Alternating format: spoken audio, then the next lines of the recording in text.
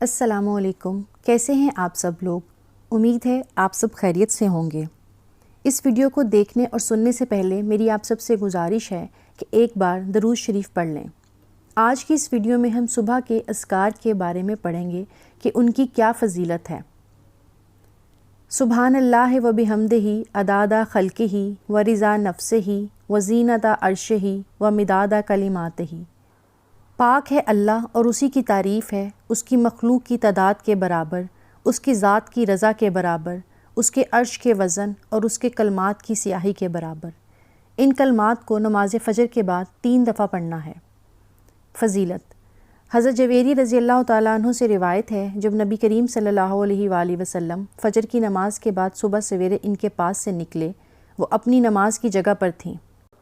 چاشت کے وقت جب آپ صلی اللہ علیہ وآلہ وسلم لوٹے تو دیکھا کہ وہ وہیں بیٹھی ہیں۔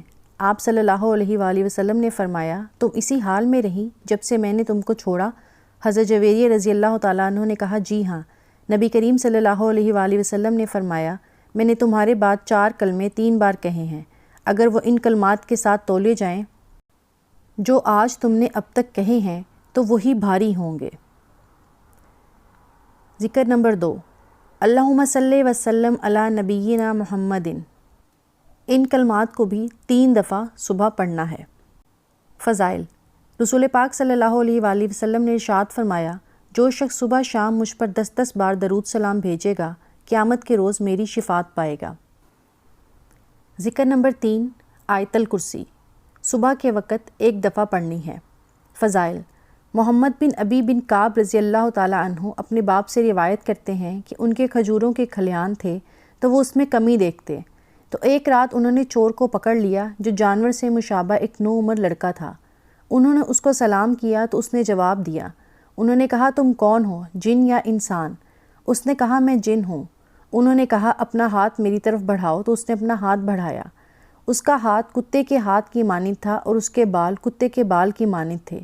انہوں نے پوچھا، کیا اس طرح جنوں کی تخلیق ہوتی ہے؟ اس نے کہا، جن یہ جانتے ہیں کہ جنوں میں مجھ سے زیادہ شدید اور کوئی نہیں ہے۔ انہوں نے کہا، تم میرے پاس کیوں آئے ہو؟ اس نے کہا، ہمیں خبر ملی ہے کہ تم صدقہ کرنا بہت پسند کرتے ہو، تو ہم تمہارے کھانے میں سے اپنا حصہ لینے آئے ہیں۔ انہوں نے کہا، کیا چیز تم سے بچا سکتی ہے؟ اس نے کہا، وہ آیت جو سورہ بقرہ میں ہے، اللہ لا الہ الا هو الحی القیوم۔ جو کوئی اسے رات کو پڑھے گا وہ صبح تک ہم سے پناہ میں رہے گا، اور جو صبح اسے پڑھے گا وہ رات تک ہم سے پناہ میں رہے گا۔ پھر جب صبح کو انہوں نے اس بات کا ذکر رسول اللہ صلی اللہ علیہ وآلہ وسلم سے کیا تو آپ نے فرمایا، اس خبیث نے سچ کہا ہے۔ ذکر نمبر 4، اللہم بکا اصبحنا و بکا امسینا و بکا نحیا و بکا نموت و الیک المصیر۔ اے اللہ، تیرے حکم سے ہم نے صبح کی، اور تیرے حکم سے ہم نے شام کی، اور تیرے حکم سے ہم جیتے، اور تیرے حکم سے ہم مرتے ہیں، اور تیری ہی طرف پلٹ کر جانا ہے۔ اس ذکر کو بھی فجر کے بعد 1 دفعہ پڑھنا ہے۔ یہ والا ذکر بھی صبح فجر کے وقت 1 دفعہ پڑھنا ہے۔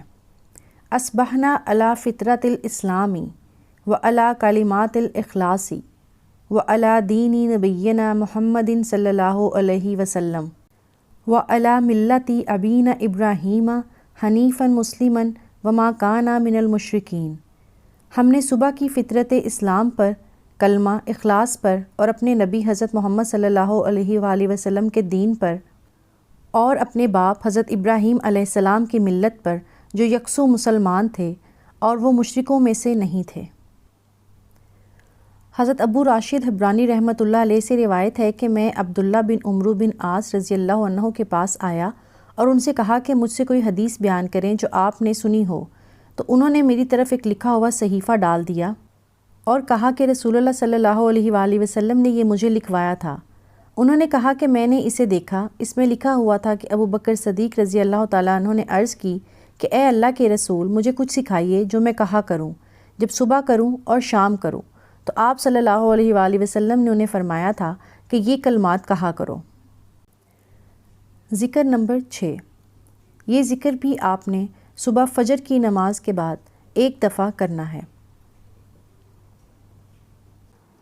ذکر نمبر 7، رسول اللہ صلی اللہ علیہ وآلہ وسلم نے ارشاد فرمایا، جو شخص صبح کے وقت یہ کہے، رضیت باللہ ربم و بالاسلامی دینم و بمحمد نبیًا، میں اللہ کے معبود ہونے، اسلام کے دین ہونے اور حضرت محمد صلی اللہ علیہ وآلہ وسلم کے نبی ہونے پر راضی ہوا تو میں اس بات کا ضامن ہوں کہ اس کا ہاتھ پکڑے رکھوں گا یہاں تک کہ اسے جنت میں داخل کر دوں گا۔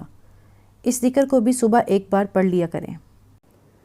اور سب سے طاقتور ترین ذکر، جو شخص صبح اور شام کے وقت 7 مرتبہ کہے حسبی اللہ لا الہ الا ہوا علیہ توکلت وہو رب العرش العظیم، کافی ہے مجھے اللہ، صرف وہی معبود برحق ہے، اسی پر میں نے بھروسہ کیا ہے اور وہی عرش عظیم کا رب ہے، تو اللہ اس کی پریشانیوں سے اس سے کافی ہوگا، ان کے کہنے میں وہ سچا ہو یا جھوٹا۔ نبی کریم صلی اللہ علیہ وآلہ وسلم نے فرمایا، جو شخص صبح کے وقت اعوذ باللہ السمیع العلیم من الشیطان الرجیم 3 بار پڑھے اور ایک بار سورہ حشر کی آخری 3 آیتیں پڑھے تو اللہ تعالیٰ اس کے لیے مغفرت مانگنے کے لیے 70,000 فرشتے لگا دیتا ہے جو شام تک یہی کام کرتے ہیں۔ اگر وہ ایسے دن میں مر جاتا ہے تو شہید ہو کر مرتا ہے، اور جو شخص ان کلمات کو شام کے وقت کہے گا وہ بھی اسی درجے میں ہوگا۔ رسول اللہ صلی اللہ علیہ وآلہ وسلم ایک دن مسجد میں داخل ہوئے تو اچانک آپ کی نظر ایک انصاری پر پڑی جنہیں ابو امامہ رضی اللہ تعالیٰ عنہ کہا جاتا تھا۔ آپ نے ان سے کہا، ابو امامہ کیا وجہ ہے کہ میں تمہیں نماز کے وقت کے علاوہ بھی مسجد میں بیٹھا دیکھ رہا ہوں؟ انہوں نے عرض کیا، اللہ کے رسول، غموں اور قرضوں نے مجھے گھیر لیا ہے۔ آپ صلی اللہ علیہ وآلہ وسلم نے فرمایا، کیا میں تمہیں ایسے کلمات نہ سکھاؤں کہ جب تم انہیں کہو تو اللہ تم سے تمہارے غم اور قرض ادا کر دے؟ میں نے کہا، ضرور اللہ کے رسول۔ آپ صلی اللہ علیہ وآلہ وسلم نے فرمایا، صبح شام یہ کہا کرو، اللہم انی اعوذ بک من الہم والحزن واعوذ بک من العجز والکسل واعوذ بک من الجبن والبخل واعوذ بک من غلبۃ الدین وقہر الرجال۔ اے اللہ، میں غم اور حزن سے تیری پناہ مانگتا ہوں، عاجزی اور سستی سے تیری پناہ مانگتا ہوں، بزدلی اور کنجوسی سے تیری پناہ مانگتا ہوں، اور قرض کے غلبہ اور لوگوں کے تسلط سے تیری پناہ مانگتا ہوں۔ ابو امامہ رضی اللہ تعالیٰ عنہ کہتے ہیں، میں نے یہ پڑھنا شروع کیا تو اللہ نے میرا غم دور کر دیا اور میرا قرض ادا کروا دیا۔ حضرت عثمان رضی اللہ تعالیٰ عنہ کہتے ہیں کہ میں نے رسول اللہ صلی اللہ علیہ وآلہ وسلم سے سنا، آپ فرماتے تھے، جس نے شام کو بسم اللہ الذی لا یضر مع اسمہ شیء فی الارض ولا فی السماء وہو السمیع العلیم 3 بار یہ دعا پڑھ لی، اسے صبح تک کوئی اچانک مصیبت نہیں آئے گی، اور جس نے صبح کے وقت 3 بار یہ دعا پڑھ لی اسے شام تک کوئی اچانک مصیبت نہیں آئے گی۔ راوی بیان کرتے ہیں کہ اس حدیث کو روایت کرنے والے کو فالج ہو گیا تو ان سے حدیث سننے والا ان کو تعجب سے دیکھنے لگا کہ پھر یہ فالج کیوں کر ہو گیا؟ تو انہوں نے کہا، کیا ہوا، مجھے کیا دیکھتے ہو؟ اللہ کی قسم، میں نے حضرت عثمان رضی اللہ تعالیٰ عنہ پر جھوٹ نہیں بولا، اور نہ حضرت عثمان رضی اللہ تعالیٰ عنہ نے نبی کریم صلی اللہ علیہ وآلہ وسلم پر جھوٹ بولا، لیکن جس دن مجھے یہ فالج ہوا میں اس دن غصے میں تھا اور یہ کلمات پڑھنا بھول گیا تھا۔ حضرت عبد الرحمن رضی اللہ تعالیٰ عنہ سے روایت ہے کہ انہوں نے اپنے والد سے کہا، اے ابا جان، میں آپ کو ہر صبح یہ دعا مانگتے سنتا ہوں، اللہم عافنی فی بدنی، اللہم عافنی فی سمعی، اللہم عافنی فی بصری، لا الہ الا انت، اللہم انی اعوذ بک من الکفر والفقر، اللہم انی اعوذ بک من عذاب القبر، لا الہ الا انت۔ آپ یہ دعا صبح کو 3 بار پڑھتے ہیں اور شام کو بھی پڑھتے ہیں۔ تو انہوں نے کہا، میں سنت پر عمل کرنے سے محبت کرتا ہوں۔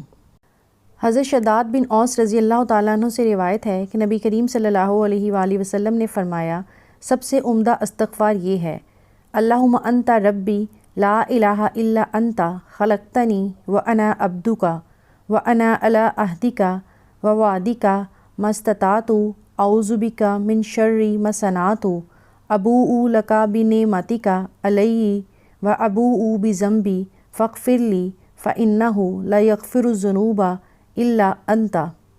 آپ صلی اللہ علیہ وآلہ وسلم نے فرمایا، جس نے اس دعا کے الفاظ پر یقین رکھتے ہوئے صبح ان کو کہہ لیا اور اسی دن شام ہونے سے پہلے اس کا انتقال ہو گیا تو وہ جنت والوں میں سے ہے، اور جس نے اس دعا کے الفاظ پر یقین رکھتے ہوئے رات میں اس کو پڑھ لیا اور پھر صبح ہونے سے پہلے اس کا انتقال ہو گیا تو وہ جنت والوں میں سے ہے۔ حضرت انس بن مالک رضی اللہ تعالیٰ عنہ سے روایت ہے کہ رسول اللہ صلی اللہ علیہ وآلہ وسلم نے حضرت فاطمہ رضی اللہ تعالیٰ عنہ سے کہا، میری وصیت سننے کے بعد تمہیں کیا چیز روکتی ہے کہ تم صبح و شام یہ کہو، یا حیو یا قیوم برحمتک استغیث اصلی لی شانی کلہ ولا تکلنی الی نفسی طرفۃ عین۔ اے زندہ اور قائم رہنے والے، تیری رحمت کے سبب سے فریاد کرتا ہوں کہ میرے سب کاموں کی اصلاح فرما دے اور پلک جھپکنے تک کے لیے بھی مجھے میرے نفس کے حوالے نہ کر۔ حضرت عبداللہ بن عمر رضی اللہ تعالیٰ عنہ سے روایت ہے کہ رسول اللہ صلی اللہ علیہ وآلہ وسلم صبح شام یہ دعائیں پڑھنا ترک نہیں فرماتے تھے۔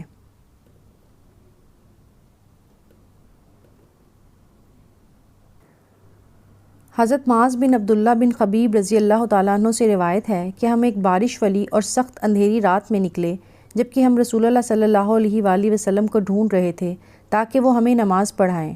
چنانچہ ہم نے آپ صلی اللہ علیہ وآلہ وسلم کو پا لیا تو آپ صلی اللہ علیہ وآلہ وسلم نے فرمایا کہو، تو میں کچھ نہ بولا۔ آپ نے پھر فرمایا کہو، تو بھی میں کچھ نہ بولا۔ آپ نے پھر فرمایا کہو، تو میں نے عرض کیا اے اللہ کے رسول صلی اللہ علیہ وآلہ وسلم میں کیا کہوں؟